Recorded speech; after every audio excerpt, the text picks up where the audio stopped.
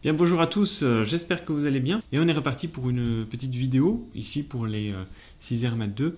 Et ce que je vais faire dans cette vidéo, ce sont les exercices de la page 4 et 5. On va apprendre d'abord l'exercice 1 et puis on fera les deux autres. Dans cet exercice, alors ce qui est très difficile ici, c'est qu'on ne pose aucune situation. On ne va pas dire, bon, on lance un dé, non. On n'a pas non plus une situation où on prend un ensemble de personnes au hasard. Non, rien du tout.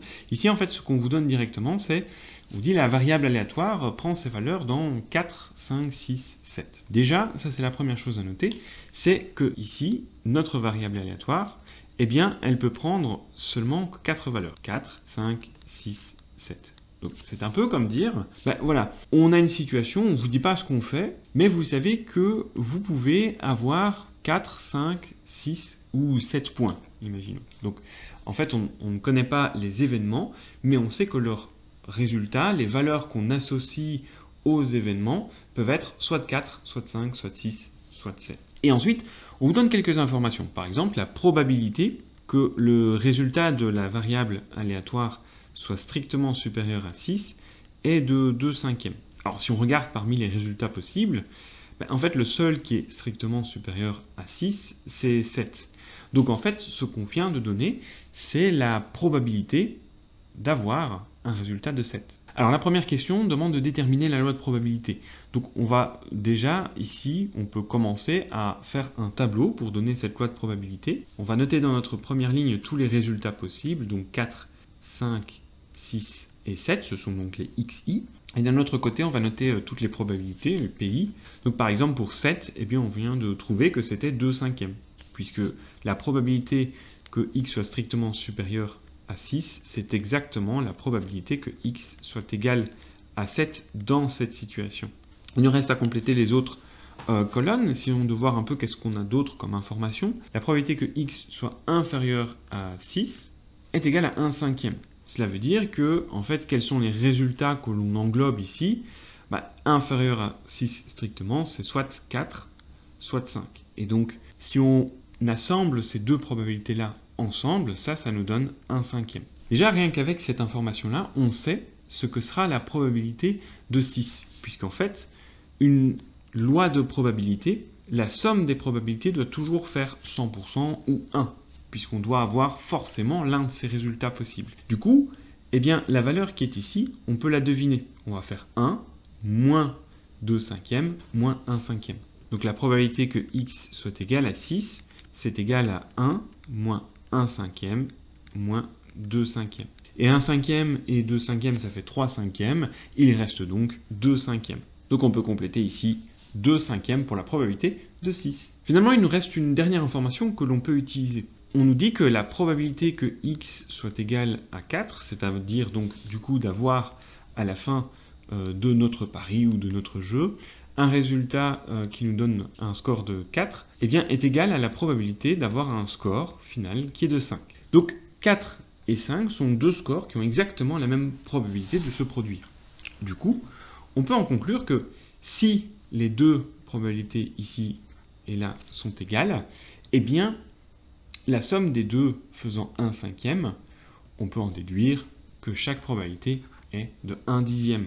Pour le calcul, eh bien, on peut en déduire que la probabilité que x soit 4, soit 5, qui est égale à 1 cinquième, on l'a vu juste avant, c'est 2 fois la probabilité que notre score soit de 4. Du coup, la probabilité que notre score soit de 4 est égale à 1 cinquième divisé par 2, donc 1 dixième. Et du coup, c'est aussi égal à la probabilité que notre score soit de 5. Donc on peut compléter dans le tableau 1 dixième, 1 dixième. Voilà, ceci répond à la question A, et on peut mettre de côté les calculs. Ce tableau nous servira d'ailleurs pour la suite de l'exercice, donc il est très important de le garder. À la question B, question typique, on nous demande l'espérance mathématique et l'écart type de notre variable aléatoire. Donc savoir en moyenne quel score on pourrait faire à ce jeu, si c'est un jeu. Toujours, ça ce sera toujours la même chose. On prend toutes les valeurs et on va les multiplier par leur probabilité et ensuite faire la somme de tout ce qu'on a eu. Donc voilà, on met des petites jolies couleurs. Et donc je prends 4, je le multiplie par 1 dixième, puis je rajoute 5, je le multiplie par 1/10 qui est sa probabilité, puis 6 fois 2/5, et puis pour finir, je rajoute un score de 7, mais il n'arrive que 2 fois sur 5, et donc je le multiplie par 2/5. Voilà, et donc ça nous donne ceci. Et ceci nous donne 61/10 ou encore 6,1. Et donc cette valeur, c'est une valeur qu'on va garder. Qu'est-ce qu'elle signifie? Eh bien, ça veut dire que si on devait refaire plusieurs fois l'expérience, eh bien, en moyenne, on tomberait plutôt vers 6,1 de score. Évidemment, ce n'est pas un score qui est possible, mais c'est une moyenne. Parfois, la moyenne peut être un score qui n'est pas obtenable, mais par exemple, ça veut dire que sur 10 parties, eh bien, en moyenne, on aura 61 de score, ou de points, ou de valeurs ici, dans ce cas-ci. Et ensuite, on va calculer l'écart type. Alors, l'écart type, pour connaître l'écart type, il faut d'abord connaître la variance. Donc, on va d'abord calculer la variance, donc c'est un grand V majuscule de notre variable aléatoire. Et pour le faire, on peut d'abord... Alors, il y a plusieurs moyens d'y arriver. Première méthode, c'est un peu celle qu'on a fait en classe. Et donc, ce qu'on va faire à côté, c'est ici une colonne xi moins espérance de x. C'est donc de regarder un peu l'écart par rapport à la moyenne. 4, de combien s'est écarté par rapport à la moyenne. Donc, nous allons faire 4 moins 6,1. Puis 5 moins 6,1. Puis 6 moins 6,1. Et enfin, 7 moins 6,1. Nous allons donc avoir moins 2,1, moins 1,1. Ensuite, moins 0,1. Et pour finir, 0,9. La variance est donc ces nombres au carré multipliés par les probabilités, et ensuite on les additionne. Et donc la formule est la suivante, ça va être moins 2,1 au carré, multiplié par 1/10, plus moins 1,1 au carré, fois 1/10, plus moins 0,1 au carré, fois 2/5, plus 0,9 au carré, fois 2/5. Et donc si vous voulez le voir en couleur, eh bien ici, on prend les écarts au carré, multipliés par les probabilités, et ensuite on additionne le tout. Ce qui nous donne 0,89 de variance. Ce qui est d'ailleurs un petit peu plus faible que ce qu'on avait eu dans l'exercice en classe. Donc ici, on pourrait dire qu'on a un petit peu moins tendance à être loin de la moyenne. Maintenant, j'aimerais bien vous montrer une autre méthode pour trouver la variance qui serait un peu moins compliquée.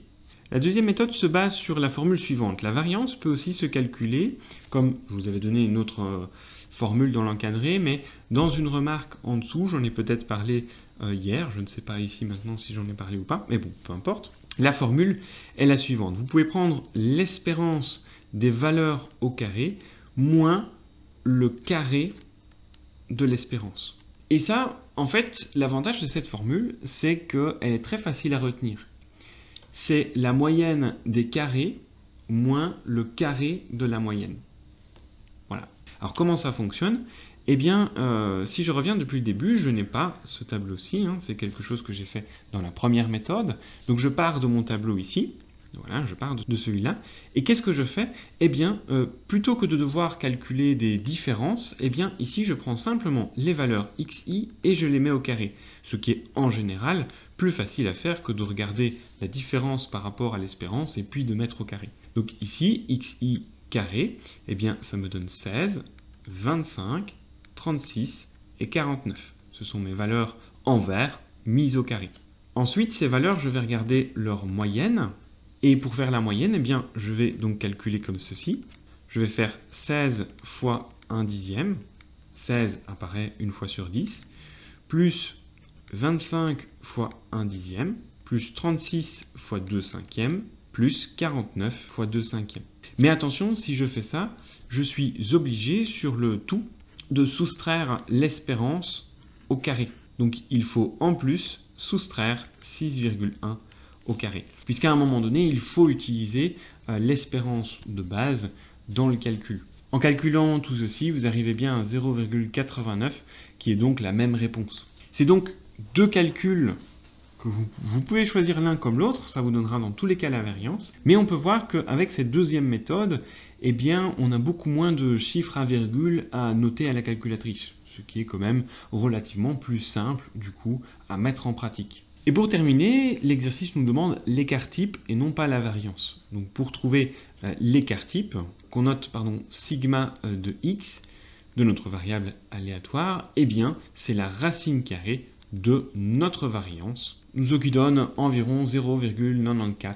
Ne soyez pas surpris que ici l'écart type soit plus grand que la variance. C'est normal, quand on passe à une racine carrée, un nombre qui est plus petit que 1 en racine carrée deviendra plus grand. Ça c'est mathématique. Donc pas de problème, vous n'avez pas fait d'erreur, c'est bon. Allez, essayons l'exercice suivant. L'exercice 2, pas un exercice très long, puisqu'ici, on vous demande juste, est-ce que le tableau suivant peut-il être celui d'une loi de probabilité? Justifie. Alors, petite remarque, avant que je continue, n'hésitez pas à essayer de faire les exercices par vous-même avant, donc arrêtez la vidéo, faites l'exercice, ce sera la même chose pour le suivant, essayez de le faire, et puis reprenez la vidéo pour vous corriger. Alors ici, dans cet exercice, est-ce que les valeurs ici, dans le tableau, sont comprises entre 0 et 1. Parce qu'une probabilité doit toujours être comprise entre 0 et 1. Oui, c'est le cas. Ici, ce sont des valeurs toutes positives et plus petites que 1. Donc ça, c'est possible. Par contre, il y a une autre règle qu'il faut qu'un tableau de loi de probabilité suive, c'est est-ce que la somme de toutes les valeurs est égale à 1. Ici, qu'est-ce qu'on peut remarquer? Eh bien, c'est que si on fait 0,1 plus 0,45 plus 0,05 plus 0,35 plus 0,15, eh bien, nous n'arrivons pas à 1. La raison est la suivante, ça nous donne 1,1. Et 1,1, c'est aussi 110%, c'est supérieur à 100%. Donc, ici, on n'a pas une loi de probabilité. Ok, exercice 3. Alors, on va repartir sur un peu le même principe. De nouveau, on nous donne un tableau de loi de probabilité et en fait, il manque une valeur ici, c'est-à-dire faire un score de 4.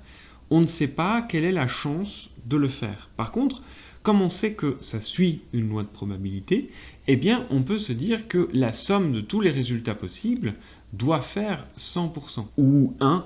Mais du coup, on peut en déduire en fait la valeur qu'il manque, puisque la probabilité du coup de faire un résultat, un score de 4, en fait, sera du coup 1 moins 0,1, moins 0,22, moins 0,35, moins 0,13. Ce qui vous donne du coup 0,2. Donc ici, on est à une probabilité de 0,2. Bien sûr, il est tout à fait possible pour vous de le faire autrement. Vous pouvez d'abord regarder la somme de toutes les autres probabilités et vous voyez que la somme, vous arrivez à 0,8 et du coup, vous pouvez soustraire à 100% 0,8 et du coup, vous arrivez du coup à 0,2. Ensuite, une fois qu'on a réussi à compléter ce tableau, on peut calculer l'espérance et la variance. Sachant que l'espérance, c'est de nouveau la moyenne des valeurs. Donc du coup, on regarde les probabilités, on les multiplie par les scores possibles, et ensuite, on fait la somme de tout ça. Donc nous aurons 1 fois 0,1, plus 2 fois 0,22, plus 4 fois 0,2, plus 5 fois 0,35, plus 7 fois 0,13. Et on arrive sur une espérance d'exactement 4. Donc en moyenne, lors d'une partie, on peut espérer avoir un score de 4. Ensuite, nous devons calculer la variance. Pour ça, vous pouvez calculer les écarts au carré, puis multiplier par la probabilité et ensuite faire la somme. Ou bien vous pouvez faire l'autre méthode qui semble plus facile, c'est de mettre d'abord les valeurs au carré, et donc 1 au carré 1, 2 au carré 4, 4 au carré 16, 25, 49, ce sont les carrés des xi, et ensuite vous pouvez du coup faire la moyenne des carrés, donc je réécris la formule, c'est la moyenne des carrés moins le carré de la moyenne. Vous voyez ici, le carré, il n'est pas au même endroit dans la formule. Ça veut dire que l'ordre dans lequel on fait les choses n'est pas le même. Ici, dans la première partie, nous allons d'abord mettre au carré les valeurs, c'est ce que nous venons de faire, ce sont les éléments en orange. Et donc, en faisant la moyenne, on multiplie par les probabilités et on additionne. Donc on a 1 fois 0,1, plus 4 fois 0,22, plus 16 fois 0,2, plus 25 fois 0,35, plus 49 fois 0,13. Et tout ceci, nous allons le soustraire par le carré de l'espérance. Comme c'est le carré de l'espérance, on doit d'abord regarder le nombre ici, que l'on a calculé juste avant, et le mettre au carré. Il s'agit de 4 au carré, donc 16. Après calcul, vous obtenez une variance d'exactement 3,3. Voilà, c'est tout pour cet exercice. Alors, petite précision, ici nous demandions la variance, et si on demandait l'écart type dans ce type d'exercice, il nous restait à calculer la racine carrée de 3,3. Ça, c'est pour calculer l'écart type. Mais ici, ce n'était pas demandé, donc nous pouvons nous arrêter là. Bien, j'espère que c'était compréhensible. N'hésitez pas, lors de la rentrée, à poser vos questions si ce n'était pas compris. Je peux reprendre en classe tel ou tel exercice si ce n'est pas clair. Et puis sur ce, eh bien, je vous souhaite d'agréables vacances de carnaval. À bientôt.